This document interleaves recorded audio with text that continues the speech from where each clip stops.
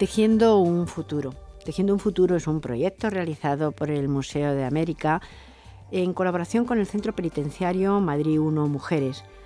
Este proyecto forma parte del Plan Museos Sociales de la Dirección General de Museos Estatales y está dentro de un marco de acuerdo.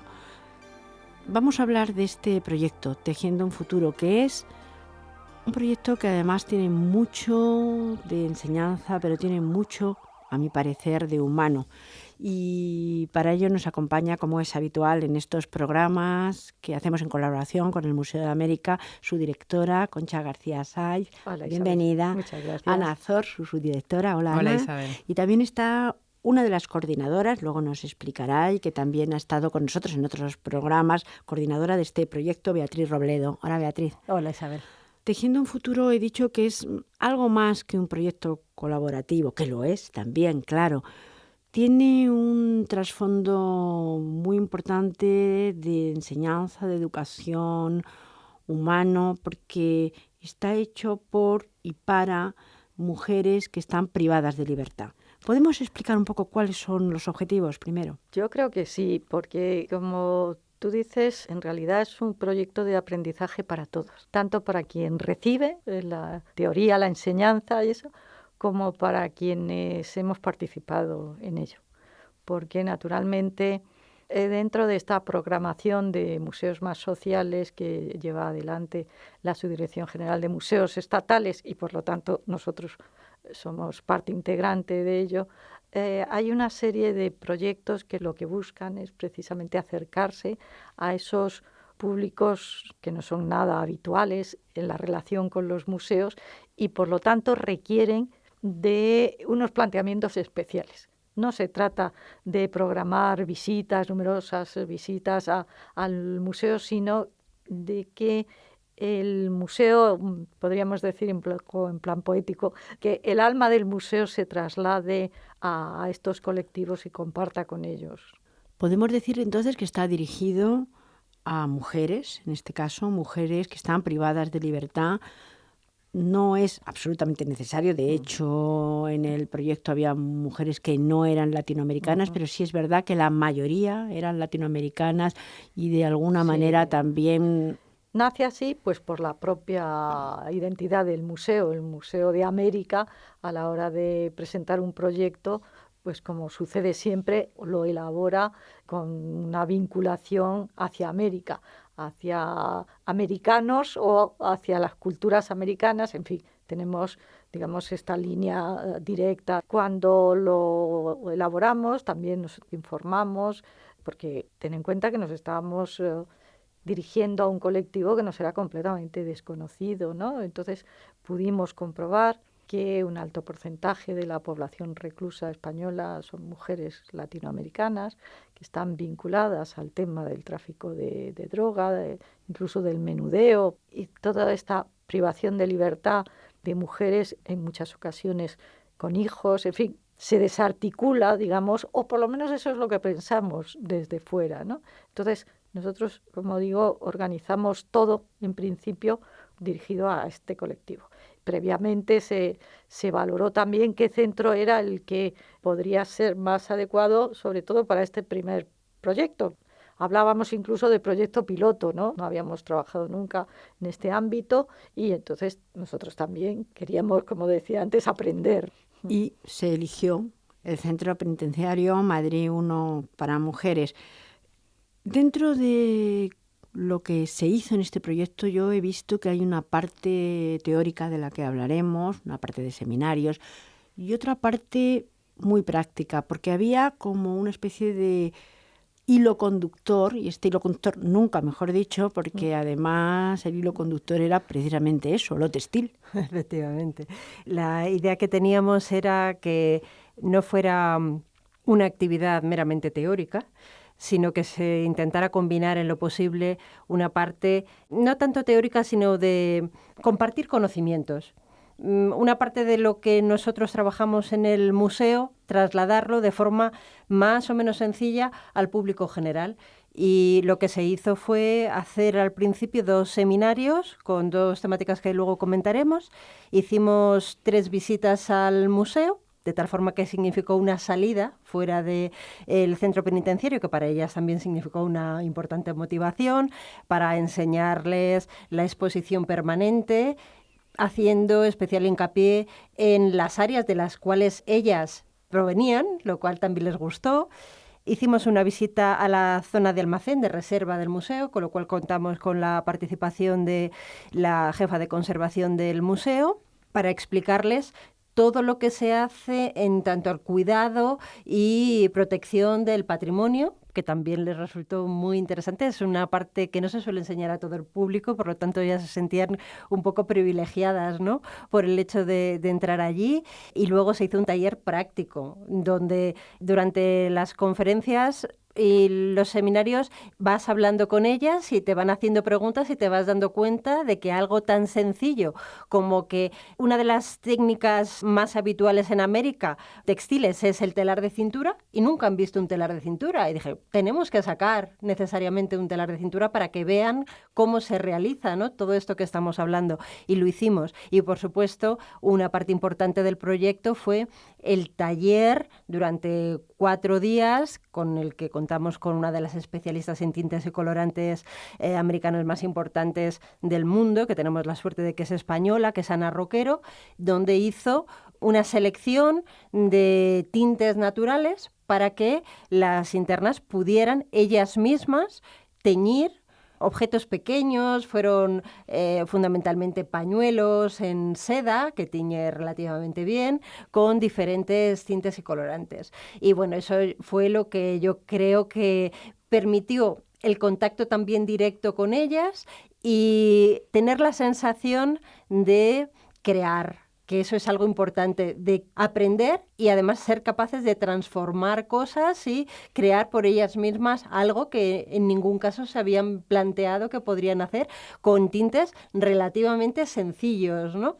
Y yo creo que ha sido enriquecedor. Veo además en el proyecto varias facetas, varias aristas, pero que todas son muy interesantes para una persona además que en general son personas que vienen a España, como bien decía Concepción García, vienen a lo mejor con un asunto de narcotráfico y prácticamente no pisan ni siquiera el país. Entonces, por un lado, se les ha acercado a alguna de sus raíces, como veremos ahora, a través de mujeres antes de la llegada de los europeos, después, mujeres más o menos contemporáneas, algunas bastante contemporáneas, que les pueden dar una especie de orgullo. Y por otro lado, se les ha enseñado una serie de técnicas que no habían visto nunca, pero que son originarias también de sus países, lo cual también es una manera de dar importancia y orgullo a de dónde provienen. Uh-huh. Estas mujeres en estos días y en estos seminarios y este proyecto han conseguido mucho. De hecho, se ha hecho un vídeo que se podrá ver en su momento y ahora nos explicará Ana Azor. Y en este vídeo se ve pues a una de estas mujeres, que es la representante de las demás, diciendo todo lo que a ella le ha servido, a ella y a sus compañeras. Y yo creo que ha sido mucho, pero mucho. Pues sí, la verdad es que el vídeo, que muy pronto estará ya disponible para todo aquel que quiera verlo, creo que resulta muy emotivo y desde luego para el museo ha sido un momento de mucha satisfacción, ¿no? Ver la retroalimentación que hemos recibido por parte de esta mujer, que como tú decías es un poco la portavoz de todas las compañeras, donde expresa pues, bueno, lo que ha supuesto este taller y este proyecto para ella, no solo desde el punto de vista de adquisición de conocimientos, como decía Beatriz, sino también porque le ha abierto puertas, le ha abierto ventanas. Incluso ella misma dice que nunca había visitado un museo, ¿no? Y mucho menos no se hacía una idea del trabajo que allí se hacía, de la importancia del patrimonio, de la conservación del patrimonio, la importancia del patrimonio también, como tú decías, para la identidad, para el orgullo de las raíces de todas estas mujeres. Y ahí Beatriz creo que hizo una excelente labor, ¿no? Hablando de unas determinadas mujeres muy significativas, tanto de época precolombina como actual. Y creo que eso a ellas les abrió esas puertas, esas ventanas, les hizo ver luces diferentes, ¿no? Y eso nos lo expresa muy bien esta mujer en el vídeo, pero también nos envió una carta al Museo de América, que fue también objeto de una gran satisfacción para nosotros, y que, si te parece, Isabel, voy a leer algún parrafito, ¿no?, donde ella expresa su opinión y su sentimiento respecto a este proyecto, trasladando también el sentimiento de todas las compañeras. Y dice así: Museo de América. Primero que nada y bien alto, millones de gracias por este proyecto tan interesante y enriquecedor, que nos llena de entusiasmo, de curiosidad, de asombro, al tener la magnífica oportunidad de ser una partecita de tan grande institución como el Museo de América. No sé cuándo ni cómo surgió esta idea, pero doy por seguro que salió no solo de la mente, sino del corazón. Gracias a los profesionales, personas, instituciones que se involucran en la reinserción a la verdadera vida en libertad, cada una de las personas internas buscamos con la esperanza de cambiar nuestras vidas para bien propio de la familia y de la sociedad. Muchas gracias y espero que sigan aportando ilusión y seguridad a todo aquel que lo necesite. Y firma como Grupo de Chicas 2016 del Centro Penitenciario Alcalá 1. A mí una de las cosas que más me ha emocionado al verlo es precisamente esta idea que ella además transmite perfectamente de que ha conseguido algo más difícil todavía que la libertad exterior, que también por supuesto anhela, sino esa libertad interior de saber que puede aspirar a otras cosas. Es efectivamente, como decía muy bien Ana Zor, una forma de abrir ventanas.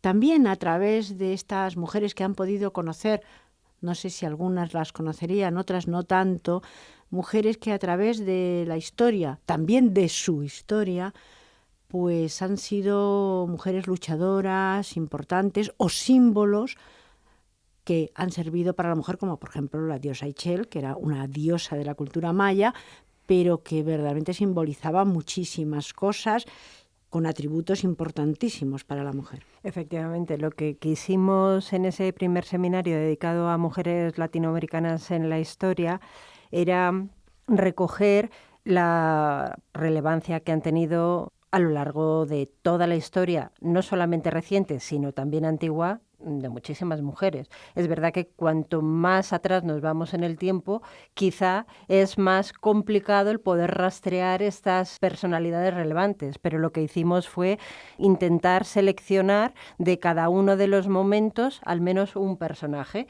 desde el mundo de las creencias, como fue el de la diosa Ischel, esta diosa maya, que es la diosa de la luna, del parto, del tejido, y por eso la rescatamos para este proyecto. La dama de Cao, por ejemplo, que es uno de los grandes hallazgos de la arqueología americana, es una sacerdotisa de la cultura moche que se encuentra su enterramiento en el 2006, es decir, que es relativamente reciente y que ha cambiado completamente la forma de percepción de la mujer, de la presencia de la mujer en las culturas precolombinas. Ya en época de contacto con europeos, pues hablar de personajes como la Malinche, Sor Juana Inés de la Cruz, y ya nos vamos acercando a ese periodo de la independencia de algunos de los países latinoamericanos, que a las internas ya les empieza a sonar mucho más porque lo han estudiado en la escuela, está siempre presente en los centros de sus países. Y hablamos de Manuela Cañizares, de Manuela Sáenz y también del mundo del arte. Elegimos a una artista importante, conocida, pensamos que por todas ellas, como era Frida Kahlo, un poco para intentar ver cómo, a pesar de incluso tener deficiencias físicas, problemas físicos, es posible la superación. Es decir, el conocimiento te permite abrir una puerta hacia el desarrollo personal, el desarrollo dentro de tu sociedad. Y es algo que se tiene que ser consciente de ello para valorarlo y ser capaz de obtener mayor rentabilidad de nuestros propios recursos. Y bueno, llegamos a nuestros días y hablamos, por ejemplo, de Rigoberta Menchú, como creo que comentabas tú también al principio, que fue uno de los personajes que también les llamó mucho la atención, por la proximidad probablemente. Toda esta proximidad, a veces a sus raíces, a veces a personajes mucho más contemporáneos de ellas mismas.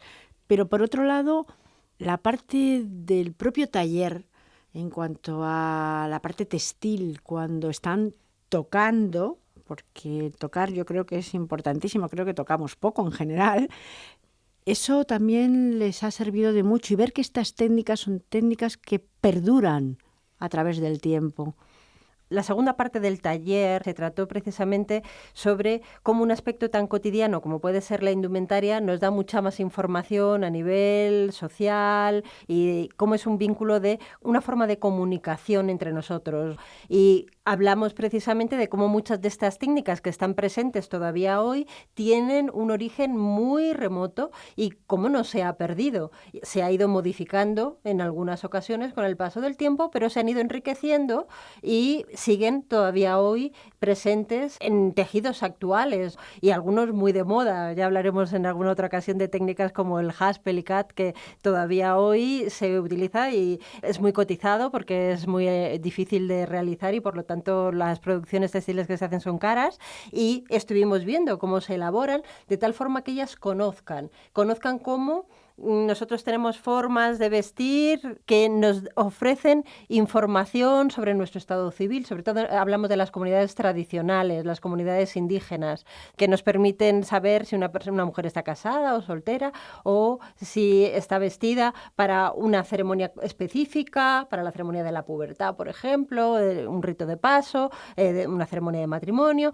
Cómo todo está lleno de símbolos que es necesario conocer para comprender, y eso es importante, tener los instrumentos para conocer las culturas de los otros y conociéndola no la rechazamos, y eso es algo importante, es decir, que todos veamos y respetemos las culturas de los demás basado en el conocimiento previo.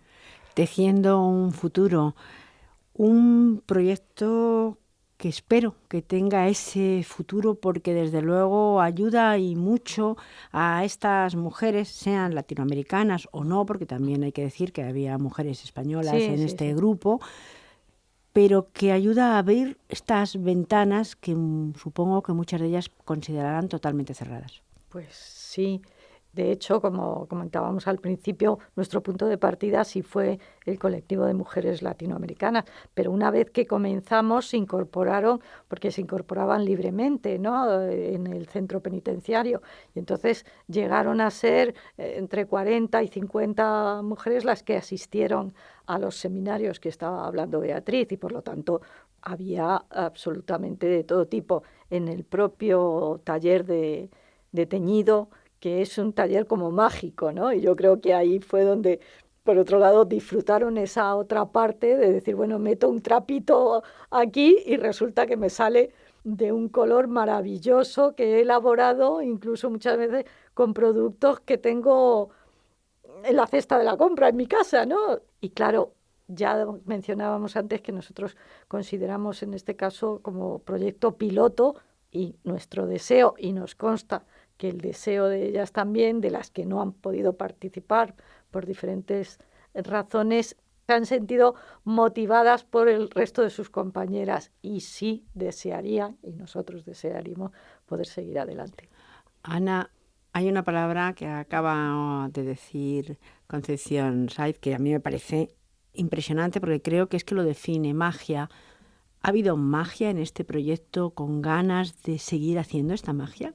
Bueno, por nuestra parte, por parte del museo, desde luego que sí. Nosotros estamos dispuestos, como decía Concha, es un proyecto piloto, que todavía nos falta un último paso del proyecto, que es una exposición que vamos a hacer en el museo para mostrar el proceso y donde también podrá verse este vídeo con el testimonio de las mujeres que han participado.